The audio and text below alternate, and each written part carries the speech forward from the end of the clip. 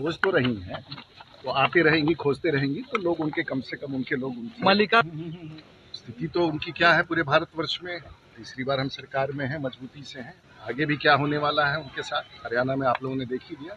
ये सब उन्हीं सब शब्दों का परिणाम है। इस कार्यक्रम में पूरा बिहार के लोग आए हैं, तो आगे बिहार बढ़े। आप सबके परिवार को भी बहुत बहुत शुभकामनाएं। अच्छा, जिस तरीके से जो ट्रेन हादसा हुआ तमिलनाडु में, उसको लेकर क्या कहेंगे? आज हम लोग थोड़ा शुभ बात करें तो अच्छा लगेगा। अखिलेश यादव ने जो बयान दे दिया है कि मुख्यमंत्री नीतीश कुमार को एनडीए का समर्थन वापस छोड़ देना चाहिए, वो उनका विचार है।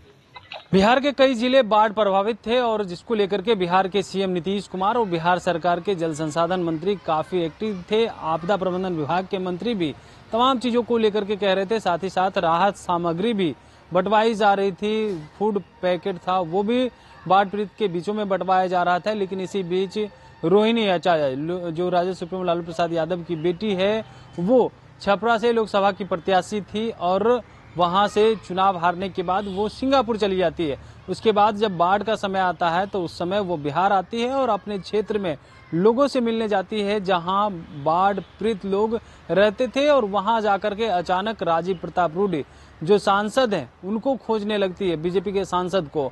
और इसी बीच जब आज सवाल किया जाता है विजयदशमी के उपलक्ष्य में, तो वो सबसे पहले बधाई देते हुए नजर आते हैं। और जैसे ही रोहिणी आचार्य उन्हें खोज रहे हैं, इसको लेकर के क्या कुछ कहते हुए नजर आ रहे हैं, सबसे पहले आप वो सुन। कार्यक्रम में पूरा बिहार के लोग आए हैं, तो आगे बिहार बढ़े।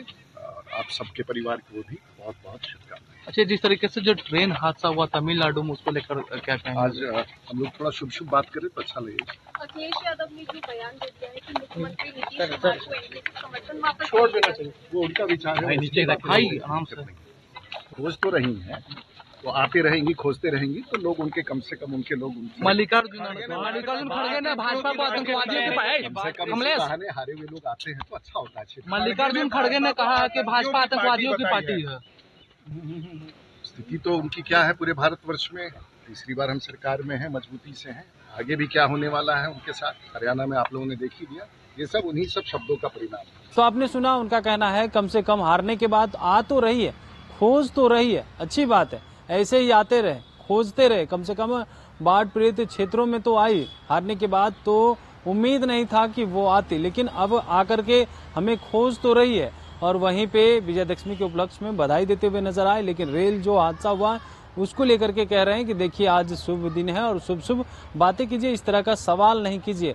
वहीं बात करें कि बीजेपी को आतंकवादी कहते हुए नजर आए कांग्रेस के जो राष्ट्रीय अध्यक्ष हैं मल्लिकार्जुन खड़गे, इसको लेकर के भी उन्होंने कहा है। लेकिन रोहिणी आचार्य के बयान को लेकर के उन्होंने साफ तौर पे कहा है कि हारने के बाद कम से कम राजद सुप्रीमो लालू प्रसाद यादव की बेटी रोहिणी आचार्य खोज तो रही है, लोगों से मिल तो रही है। उम्मीद जो नहीं था उस उम्मीद पे तो आई है कम से कम।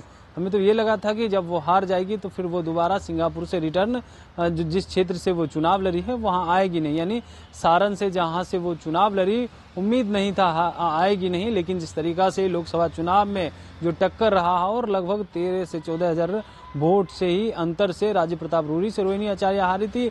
लेकिन बाढ़ प्रभावित क्षेत्रों में जाकर के बाढ़ पीड़ितों से मिल रही थी और वहां की समस्याओं को भी जान रही थी, क्या दिक्कत आ रही है रहने खाने को लेकर के।